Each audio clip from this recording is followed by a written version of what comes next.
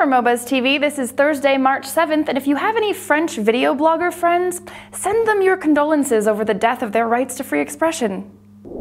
The French Constitutional Council has just made it a crime to film acts of violence unless one is a professional journalist. If you catch a crime being committed on camera, or if you host a video online of a violent act, you could go to prison.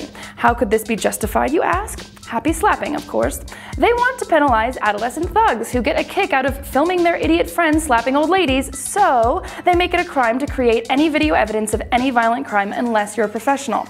Macworld reports that any citizen irresponsible enough to, say, catch a cop on tape beating the crap out of someone could, quote, face up to 5 years in prison and a fine of 75,000 euros, potentially a harsher sentence than that for committing the violent act. So much for citizen journalism, especially as the French government is also considering a system whereby online media outlets can be certified as government approved for following certain rules. Almost as good as having the state write the news themselves. Now, from the gaming files, in Spain, a bank is trying to cash in on the panicked frenzy over game console launches. Banesto, a Spanish bank, is planning on opening at midnight March 23rd, the PS3 European launch, to offer PS3s to new customers. Through a deal with Sony, they will offer consoles to those who sign up for an account that they have to keep open for at least 2 years.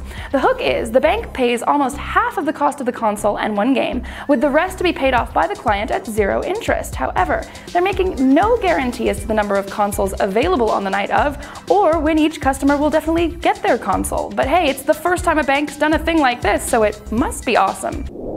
But forget game consoles. Who wants to control a virtual world when you can control a human being? In a project called The Girlfriend Experience by Holland-based British artist Martin Butler, 4 people have let themselves become real-world avatars.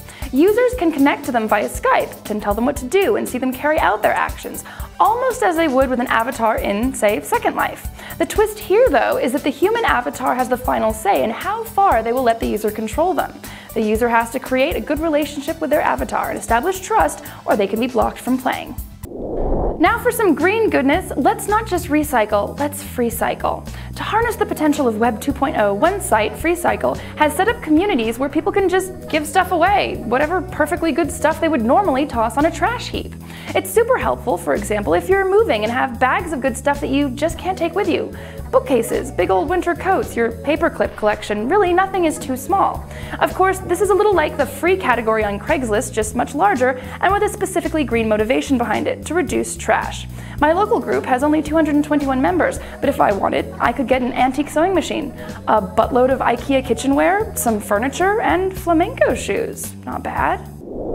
If you prefer to absorb your green lifestyle tips in video form, you can check out TreeHuggerTV. We, of course, love absorbing through video, so we thought we'd give it a gander.